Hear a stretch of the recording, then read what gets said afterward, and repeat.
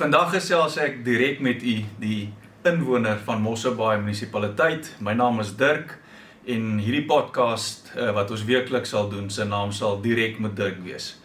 Oor die afgelope 4 jaar is het my voorreg om die burgemeester te wees van Mosselbaai en derentyd het ons 'n oop deurbeleid gevolg, verskeie koffies gedrink met lede van ons gemeenskap, weeklikse besoeke gelewer as deel van ons MAD of Make a Difference veldtog. En as jy bietjie meer wil weet oor Dirk die persoon, ek is so van 2013 op die raad. Ek woon so vir die laaste 24 jaar in Mosselbaai en dit was ook my voorreg om die termyn voor hierdie, ons werk in 5 jaar termyne, so die termyn voor hierdie was dit ook my voorreg om as onderburgemeester te dien.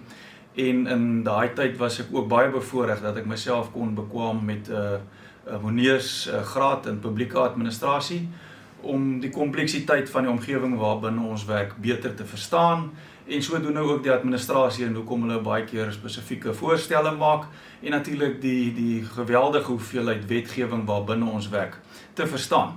En dit sal ek ook in die volgende weke verduidelik, want ek dink min van die publiek is werklik bewus van hoe werk regeringswese, hoe werk 'n munisipaliteit, en ek kan hierdie versekering gee.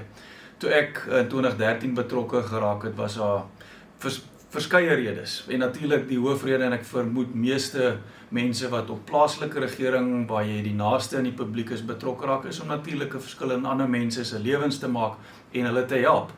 En dan is jy totaal ontnigter wanneer jy in die eerste raadsvergadering instap, of wanneer jy die eerste keer kontak maak met die administrasie, en jy besef, maar daar is verskeie stukke wetgewing wat dit wat jy graag wil sien gebeur, wat dit absoluut beperk.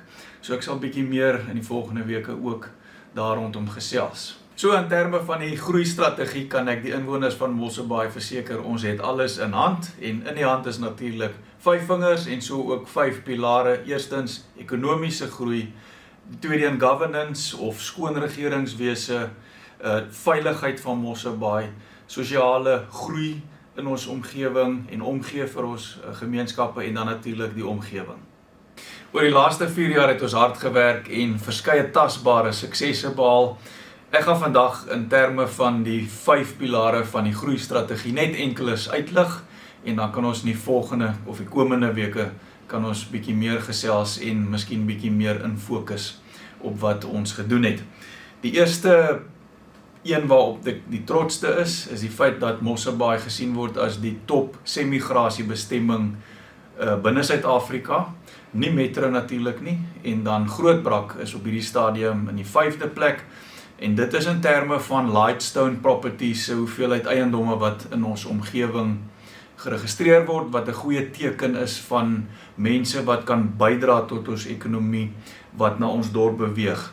In terme van ons vennootskap en ons strategie, die ikoniese Mosselbaai toerisme strategie, is ons baie trots dat ons in Februarie maand deur die Sakeburger aangewys is as die Mosselbaai die nommer 1 en Grootbrak die nommer 2 toerisme bestemming, en dit is natuurlik ook na afloop van die 29 passasiersskepe wat Mosselbaai besoek het, waarop ons baie trots is.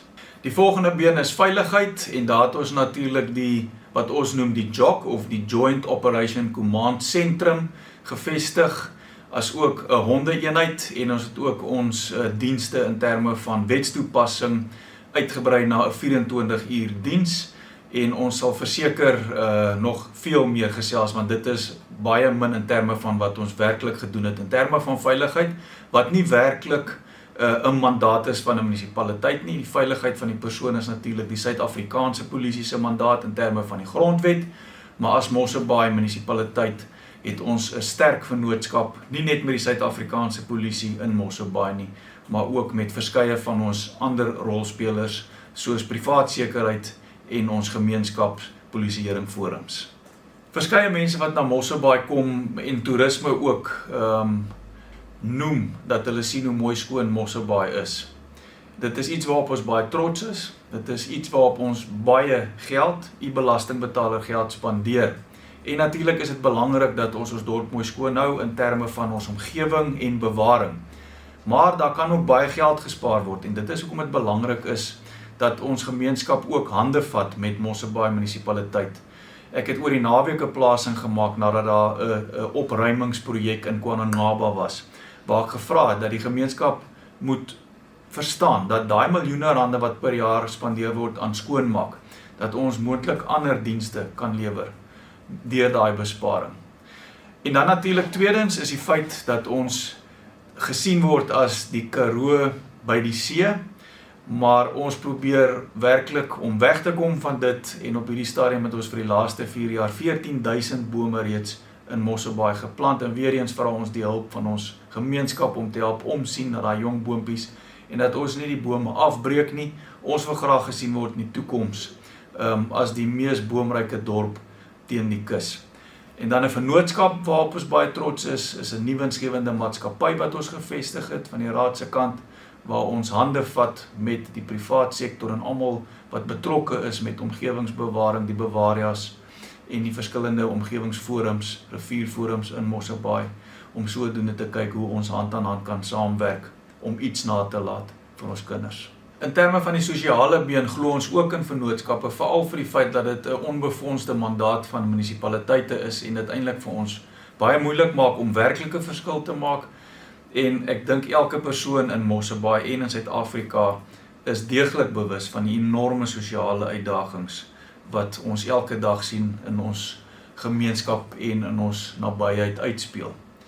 So, een van daai vennootskappe is die DAM of Disability Accessibility Mosselbaai veldtog, waar ons 'n vennootskap het met verskeie rolspelers wat mense wat met gestremdhede se lewens probeer verbeter en ons te star-rating stelsel ingebring waar ons verskillende instansies in ons dorp dan 'n stergradering gee in terme van hulle toeganklikheid vir mense met gestremdhede. Uit my eie kantoor het ons die teenoorgestelde van DAM, het ons 'n MAD veldtog wat staan vir Make a Difference en so gaan ons weekliks uit na ons gemeenskappe. Ons gaan kyk waar kan ons 'n verskil maak en natuurlik in terme van die burgemeestersfonds waar ons deurentyd besig is met fondsinsamelingsprojekte, gee ons dan terug in die gemeenskap. So ons gebruik ook nie die belastingbetaler geld om 'n verskil te maak uit die burgemeester se kantoor in ons gemeenskap nie.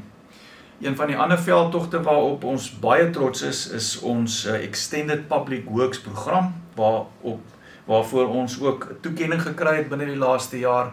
So weer eens ons administrasie wat ook kyk hoe hulle verskil kan maak. En dan ons fasiliteite, en natuurlik gaan ek meer uitbrei ook dit, maar een van ons fasiliteite wat ek kan uitlig, ons Toesong sentrum waar ons ongelooflike goeie bestuur sien en natuurlik ook die biblioteke in Mosselbaai en daar het ons ook oor die laaste 2 weke 'n toekenning gekry, iets waaroor ons ook meer sal sê in die toekoms.